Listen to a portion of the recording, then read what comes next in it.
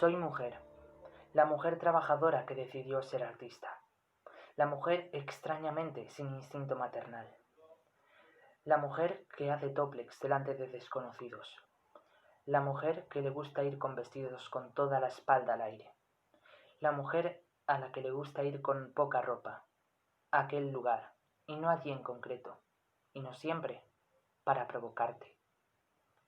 Yo soy la que acosan, la que insultan, la que tienen que acompañar a casa. Me presento.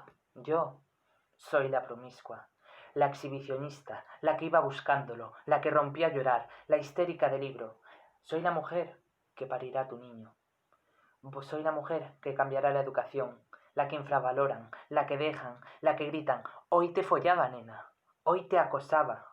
Yo soy la joven que hizo aquello, la que lucha, la pobre niña pequeña, la que era buena haciendo poesía, pero en lo suyo. La que recibe tu ideología, la que no vota machismo, sexo débil. Soy poca mujer. Soy las contradicciones de toda una generación. Todas y cada una de las mujeres que he conocido.